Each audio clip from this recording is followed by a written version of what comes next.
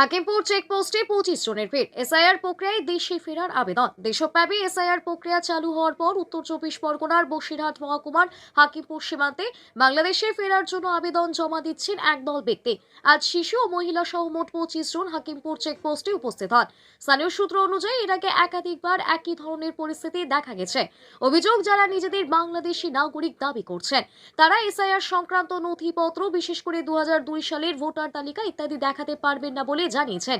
ফলস্বরূপ তারা স্বেচ্ছায় বাংলাদেশে ফেরার ইচ্ছা প্রকাশ করেছেন। চেকপোস্ট সূত্র অনুযায়ী উপস্থিত ব্যক্তিদের আন্তর্জাতিক আইন অনুযায়ী প্রক্রিয়া সম্পন্ন করে বাংলাদেশে ফেরানোর ব্যবস্থা করা হবে। সংশ্লিষ্ট কর্তৃপক্ষ প্রয়োজনীয় নথি যাচাই করছে। সীমান্ত কর্তৃপক্ষ সরকারি দপ্তর পরিস্থিতি পর্যবেক্ষণ করছে। আইনানুগ প্রক্রিয়া অনুসরণ করে সিদ্ধান্ত নেওয়া হবে। এদিকে থাকতেন কোথায়? হাতিয়াড়ায়। কত বছর ধরে থাকতেন? কত বছর? হ্যাঁ, থাক থাক থাক, দেখাতে হবে না। কত বছর ধরে এখানে আছেন? তো কোনো কাগজপত্র কিছু নেই? কোন বরাদ দিয়ে আসছিলেন? সোলা দানা দিয়ে। দালাল ধরে? দালালের কত টাকা দিলেন?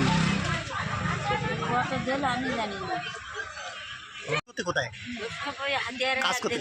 আমার দেশের বাড়ি খুলনা জেলা কয়রা থানা, গ্রাম 3 নম্বর কয়রা। বর্তমান থাকি ইন্ডিয়া, কলকাতা, হাতিয়াড়া। আমি মারুফ বিল্লাহ। আর কিছু না। তো ফিরে যাচ্ছে কেন? কি আমরা তো এসেছি এখানে তো মনে করো থাকার জন্য না, কাজকর্ম করার জন্য এসেছি। তো মনে করো এখন তো দেশের এই অবস্থা হচ্ছে, এখন কী করবো, দেশে চলে যেতে হচ্ছে। কেউ ফিরে যেতে বলেছে নাকি? দেশে কেউ বলি না, আমরা এমনি চলে যাচ্ছি। কি কত বছর আগে আসছিলে বাংলাদেশ থেকে? 2 বছর আগে, ছোটো থাকতে আমার। তা কোনো কাগজপত্র কিছু হয়নি? কাগজপত্র থাকলে কি আর যেতাম? এখানে তো আমরা সব কিছু করতাম না, এই ফ্ল্যাট করতাম, ওই করতাম, সব কিছু করে নিতাম তো না। কি নাম তোমার?